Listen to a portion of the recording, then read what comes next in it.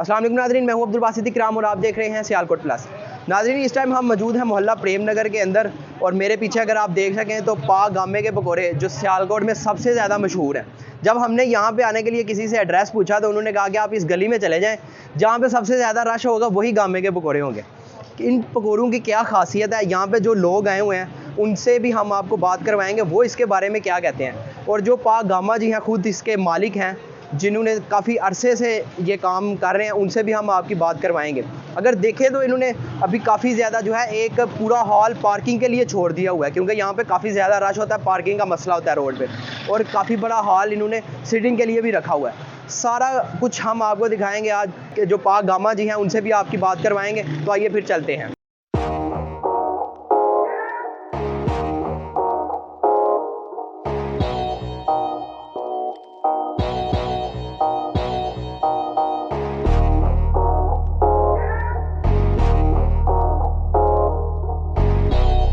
मेरा नाम जुल्फकार।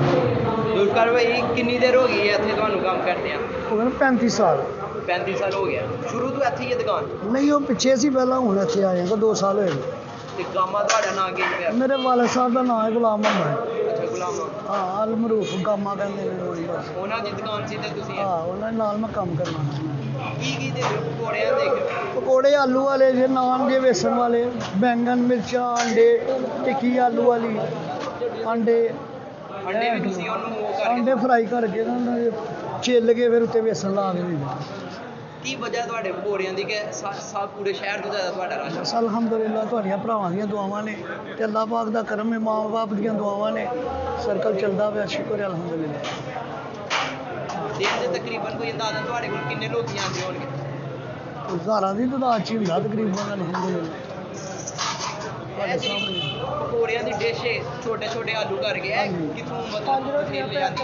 ਇਹ ਅਸੀਂ ਆਪ ਹੀ ਬਣਾਈ ਹੈ, ਅੱਲਾ ਦੀ ਮਿਹਰਬਾਨੀ ਹੈ ਕਿ ਸਾਡੇ ਉਸਤਾਦ ਸਮਝ ਲਓ ਤੁਸੀਂ ਕਿ ਉਹ ਪਹਿਲਾਂ ਕੰਮ ਕਰਦੇ ਰਹੇ ਨੇ ਸਾਡੇ ਕੋਲ ਥੋੜ੍ਹੇ ਦਿਨ, ਅਤੇ ਮੈਂ ਆਪ ਹੀ ਕੰਮ ਕਰਨਾ ਇੱਥੇ। ਵਾਲਦ ਸਾਹਿਬ ਉੱਥੇ ਹੀ ਬਹਿੰਦੇ ਸਨ, ਮੈਂ ਇੱਥੇ ਕਰਨਾ 35 ਸਾਲ।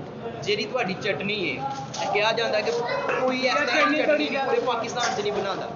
ਇਹ ਡਿਸ਼ ਤੁਸੀਂ ਕਿੱਥੋਂ ਤਿਆਰ ਕੀਤੀ? ਇਹ ਆਪ ਹੀ ਤਿਆਰ ਕੀਤੀ ਹੈ। ਦਹੀਂ ਸ਼ਹੀਂ ਬਣਾਈ ਦਾ, ਦਹੀਂ ਦੇ ਨਾਲ ਪਿਆਜ਼ ਸ਼ਿਆਜ਼ ਪੂਤਨਾ ਨਾਰਦਾਨਾ ਕੁੱਟ ਕੇ ਵੇਸਣ ਉਸ ਪਾ ਕੇ ਮਸਾਲੇ ਪਾ ਕੇ ਬਣਾਈ ਦਾ ਬਿਹਤਰੀਨ। ਬਸ ਖਰਚਾ ਨਹੀਂ ਨਾ ਕਰਦੇ ਲੋਕੀ ਇੰਨਾ, ਅਸੀਂ ਖਰਚਾ ਕਰਨੇ ਆ।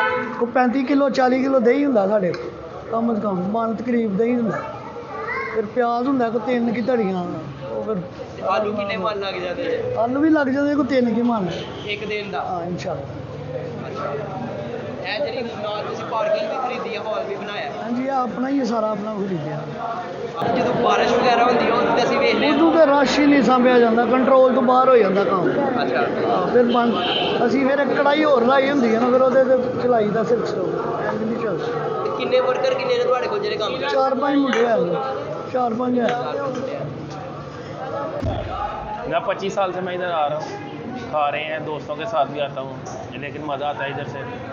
बहुत अच्छा टेस्ट है इनका, म्यार एक जैसा ही है। 25 साल से एक जैसा म्यार जा रहा है, कोई फ़र्क नहीं है म्यार में, टेस्ट में। बहुत मज़ा आता है इधर, दोस्तों के साथ आते हैं, खुद भी आते हैं, अकेले भी मज़ा आता है इधर। इंशाल्लाह नेक्स्ट टाइम भी आते ही रहेंगे। अच्छी जगह है, इसी जगह पे मैं रहता हूँ। इनका माहौल भी साफ़ सुथरा है, अच्छी जगह है, बैठने का सिस्टम भी ठीक है इनका। ਤਕਰੀਬਨ 8 ਸਾਲ ਹੋ ਗਏ ਨੇ ਜਨਾਬ ਸਾਨੂੰ, ਕਿਉਂ ਕਾਕਾ ਜੀ 8 ਸਾਲ ਹੋ ਗਏ ਨੇ ਸਾਨੂੰ ਆਉਂਦੇ ਆ, ਮਹੀਨੇ 'ਚ 2-3 ਦਫਾ 4 ਦਫਾ ਵੀ ਆਈਦਾ। ਬੜਾ ਅੱਛਾ ਇੰਜੋਏ ਹੁੰਦਾ ਹੈ, ਮਜ਼ਾ ਆਉਂਦਾ ਜਨਾਬ ਖਾਣ ਦਾ ਪਕੌੜੇ। ਹੁਣ ਵੀ ਵੇਖੋ ਇਹ ਭਾਈ ਹੋਰਾਂ ਨੂੰ ਬੜੀ ਦੂਰੋਂ ਲੈ ਕੇ ਆਏ ਆ ਸਿਰਫ ਪਕੌੜੇ ਖਿਲਾਉਣ ਵਾਸਤੇ। ਸਾਡੇ ਪੂਰੇ ਸਿਆਲਕੋਟ ਦੇ ਵਿੱਚ ਇਹੋ ਜਿਹੇ ਪਕੌੜੇ ਕਿਤੋਂ ਨਹੀਂ ਮਿਲਦੇ ਕਿ ਜਿਹੋ ਜਿਹੇ ਪਕੌੜੇ ਭਾਗ ਗੁਲਾਮ ਮੁਹੰਮਦ ਬਣਾਉਂਦਾ ਨਾ, ਇਹੋ ਜਿਹੇ ਪਕੌੜੇ ਜਾਂ ਇਹੋ ਜਿਹੀ ਚਟਨੀ ਇਹਨਾਂ ਦੀ ਕਿਤੋਂ ਨਹੀਂ ਮਿਲਦੀ। ਤੇ ਉਹ ਜਨਾਬ ਯਾਦ ਤਾਜ਼ਾ ਕਰਨ ਵਾਸਤੇ ਅੱਜ ਹੀ ਦੇ ਦੋਸਤਾਂ ਨੂੰ ਲੈਣ ਵਾਸਤੇ।